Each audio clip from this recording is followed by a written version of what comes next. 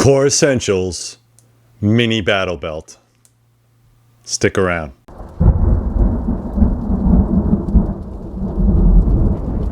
All right, guys, if you're like me and you like gear, CoreEssentials.com is definitely the place to go.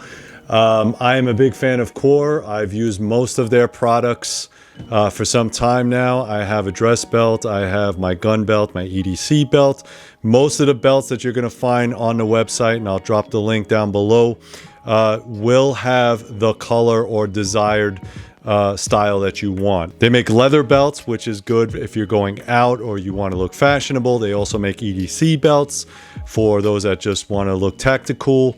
And of course, they make battle belts. Now, before I knew about the battle belts, I have one of the dressier ones and I have one of the EDC belts, and all the buckles are interchangeable. Most of the belts are going to come in a 1.5 configuration, so it fits through your belt loops. And there is a liner, a polymer liner that's inside that makes this thing super rigid. You cannot break it. I've tried. You cannot break it. You cannot fold it. The way Core Essentials belts come are usually in a 50 to, I think it's a 51 or a 71 large belt, and then you have to cut it down to size. They also have a ratcheting system inside. What that ratcheting system does is 1/4 of an inch measurement. So you slip it in there, and if you're a big guy, or let's say you had some lunch or whatever, and let's say you lost some weight, you can ratchet it in. Or if you want to, it's very simple. You just take this lever and let it out, okay? All of the belts will come with some box and a kit inside, such as a hanger and a desired belt that you want. Again, you're gonna have to cut it yourself. I have directions on that, and if you want to look back in the archive on how I cut this belt, it's very simple to do. They also have videos that you can watch as well. With the battle belt itself, I had video footage of it, me using it, but again, the camera just didn't work for me that day, and I think the card was kind of corrupted, so it really didn't work. But I want to tell you that I did use this in the field, and it did work, and it did what it was supposed to do. There's two parts of this. The inner belt itself is the 1.5. And the way the system works is hook and loop, and there's nothing new about that, but the technology that's in this belt is what makes it work. You see this little mesh piece right here? This little mesh piece, what it does is it allows this belt to flex back and forth, and it does use the hook and loop. So when you bring it in, it'll flex, and then when you bring it out, it will also flex. That allows the ratcheting system to move. This is also core lined, and when you cut this belt, you also get a metal piece right here, and you just put it on with a plier. It has these little alligator teeth, and you're good to go. Also burn the edges, and again, if you go to Core Essentials, there is a bunch of videos that you can watch to do that. Very outstanding piece of kit. I will say that these belts are rated for about 10 pounds. The battle belts are rated for 20 pounds. All right, 20 pounds of kit. If you feel like you want to go nuts and put 20 pounds of kit on these belts, you can do that. I will say that the battle belt is a little bit more robust. The outer belt itself is 1.75 inches, so it might not fit inside, and that's really not what it's for. You have an inner belt and an outer belt. The outer belt also has a core inside of it, polymer core that's very, very stiff, and it helps out. The ratcheting system is the same, the cutting is the same, even the belt buckles are very similar. You can design your belts with different belt buckles if you choose, but I just go with the default. There are different colors for the core belts. On the battle belts, there's black, green, and coyote. For the regular belts or the EDC belts, you can either get them in leather or get them in this EDC or gun belts style color. They also have camouflage. I think I saw a multicam, and I also saw a Flectarn. So if you want to go nuts, then go ahead, go nuts.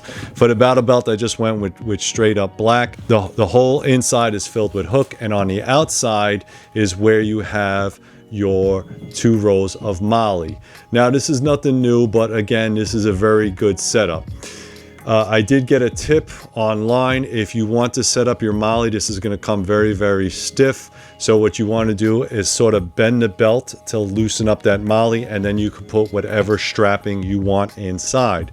The strapping I went with is just a plethora of different things. So I'm just using a bunch of different MOLLE strips. This is Kiwis. These are Kiwis. I have Kiwi pistol, I have Kiwi rifle. This is some MOLLE system. This is SOE tear-off medical kit. And then again, I have a tear-off pouch on this side, and of course my Safariland holster with QLS. Now this is pretty decent amount of kit for a battle belt. I try not to go too heavy, but just have the essentials like medical kit, a flashlight, and some extra mags. On the website and on other reviewers, I saw this belt buckle was reverse, all right? So it was actually this way. Most of the core systems will have the belt release on the left side. I chose to feed it as a right-handed person, if you're left-handed or whichever way you want to feed it. And ideally, I think the way they did this was they wanted to feed it the opposite way, because if you're right-handed, most people put their mag pouches up front, and if you have too much belt left over, it'll run into this problem where it hits the mag pouches. To me, I didn't really find that as a problem. I guess if you did it the other way, you wouldn't have that problem. But again, I just like to feed it the old military way, which is right to left on all belt buckles. That's just me. It also comes with a removable belt loop that is Velcro, and the Velcro just sits on the back, and then you could use it as you need and adjust it as you need. So really, really nice setup. I will say that when I was wearing this, what I had done is I used a 1.75 belt and the inner belt, but I didn't use the MOLLE setup. The MOLLE setup is really where this shines. You really should use it to have maximum amount of hook and loop. Now, I'm just gonna show you and test. This is me holding this belt up with one hand, and you notice that it's very little droop, okay? There's maybe about 5 pounds of kit on here. Again, like I said, you can use 20 pounds of kit. It doesn't have a gun or anything or ammunition in it now, but honestly, that's a pretty good setup. It's pretty stout. Me just holding it by one hand, and as you can see, as I ratcheted it down, that inner mesh piece right there works really, really well.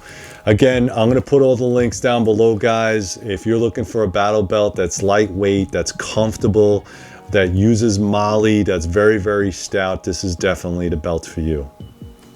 All right, guys, so I just want to reiterate that this is a really good battle belt. Core belts, I'm always has been a big fan of mine. If you are going to buy a core belt, I'll put the discount code down below. Hopefully it'll save you some money, and I really do like the product. If you do buy the product, just tell them that John from Three River Blades sent you, just to give like a thumbs up, because this is a really cool belt and I think you guys should have one, especially if you're going to do some run and gunning. Thank you very much, guys, and go to coreessentials.com and check out all the great stuff they have. And as always, please be safe.